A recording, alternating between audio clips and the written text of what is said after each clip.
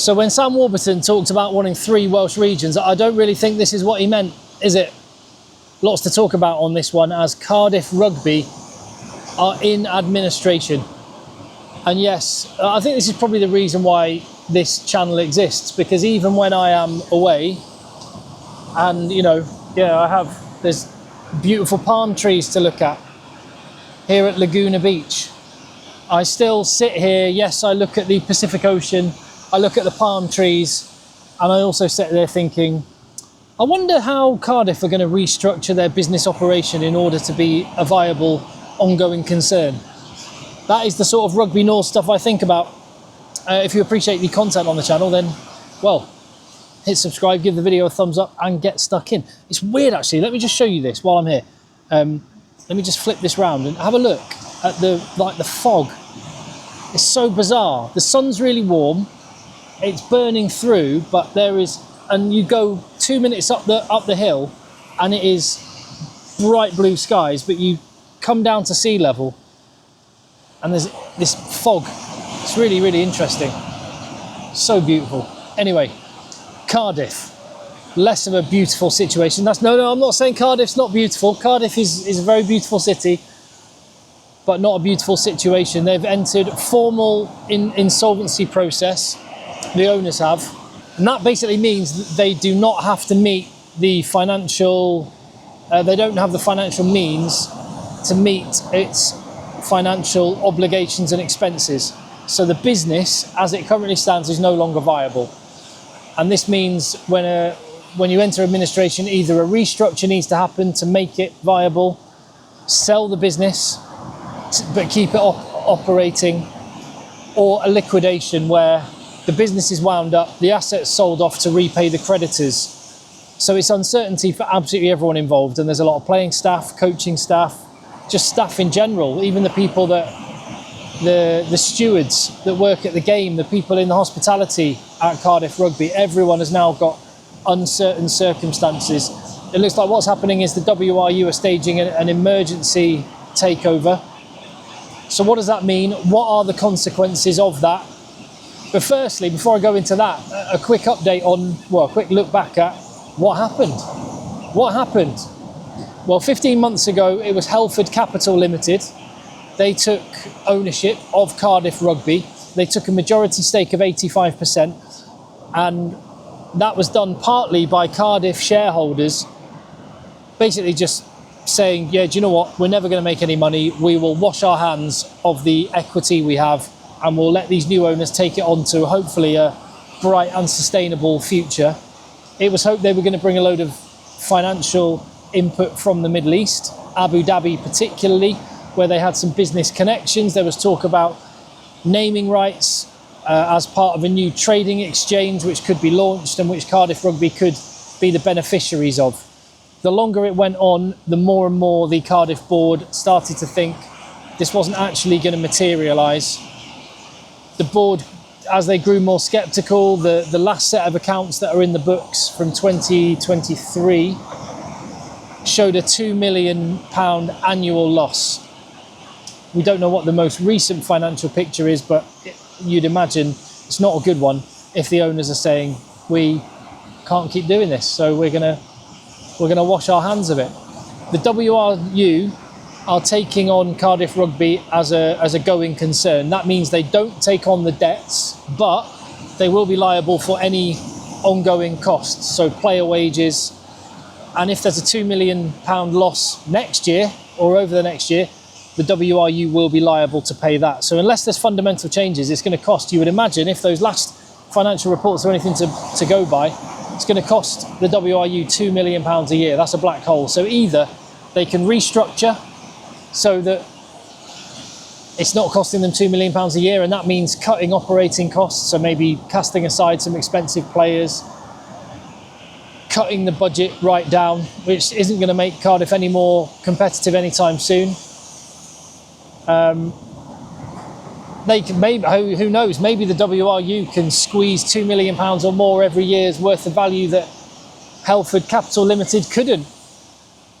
I would imagine with the track record of the WRU, that's probably not going to be possible. So the other option is the WRU take on more debt. and they're not exactly flush with cash right now, so I can't imagine they'll want to do that. Of course, this is thought to be just a short-term measure because they're just looking to keep it going until a new owner can be found. That's what happened with the Dragons. The big question right now is, who would invest in a rugby team? I mean, look at the Premiership. There are clubs in the Premiership who have been openly up for sale for years.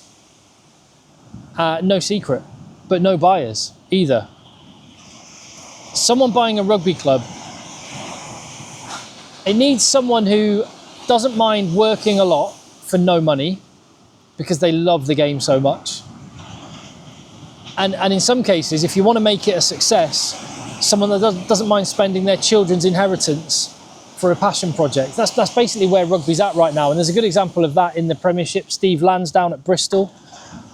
He loves rugby, so he's quite happy to fund the losses trying to get glory. But Steve Lansdown is a billionaire and he can afford the losses. Another example, another business model is the owners at Sale Sharks. Simon Orange has several businesses which make a lot of money. The rugby club is a loss-making business, but it would, you imagine, oil the wheels for some of his other businesses. So it's pretty cool if you're negotiating a big deal or trying to, negotiate a new contract with a client in one of your valuable profit-making businesses, being able to say, why don't you come along to my rugby club? I'll take you into the dressing room. You can meet the Curry twins, and then we'll talk about that contract renewal. So owning a rugby club can oil the wheels of business for successful businessmen. So that could work.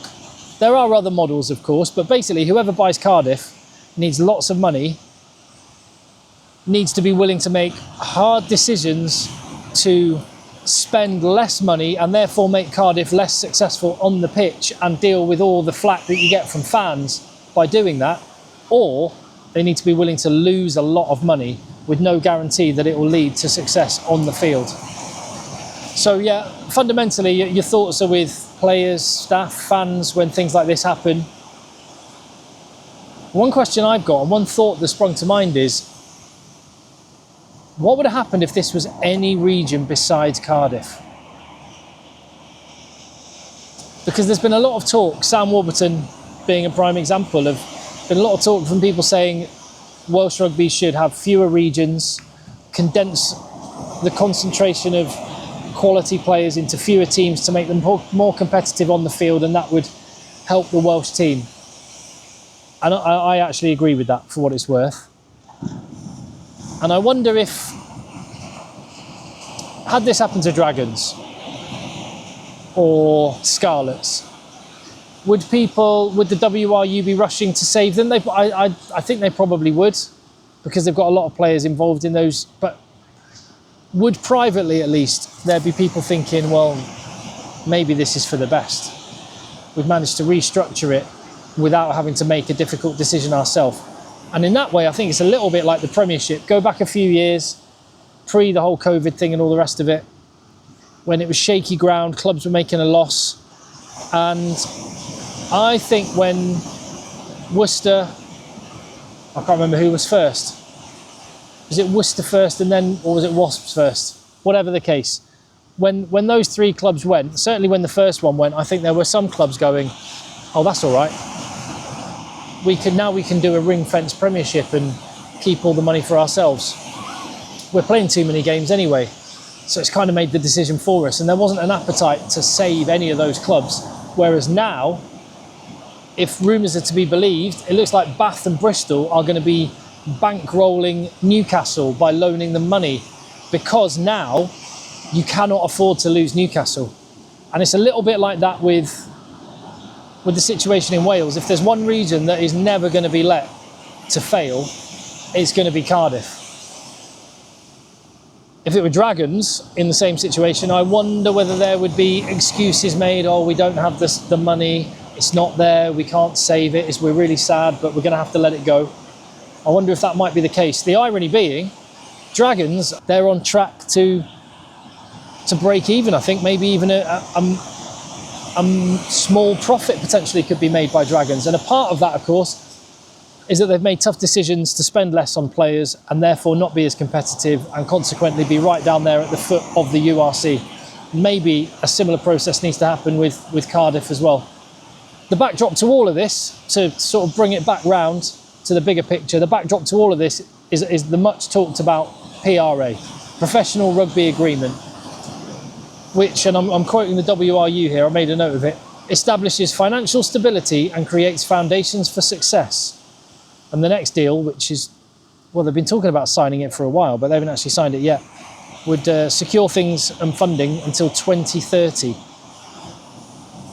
Now, this deal is yet to be signed. It's thought to be close. But if this deal until 2030 was going to significantly change the landscape of Welsh rugby, then you'd imagine the owners at Cardiff would have found a way to hang on, because these sunlit uplands are just around the corner. All we need to do is sign this new deal. So I suspect that any deal that is going to be signed, if it gets signed, isn't going to make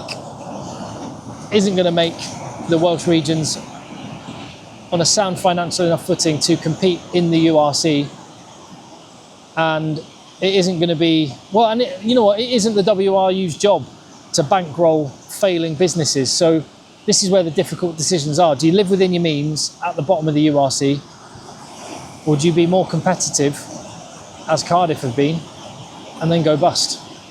And that's a pretty sad place that Welsh rugby finds itself in. It would be okay if the international rugby picture was better, and actually, that, you know, for a lot of people, that is the story at the minute.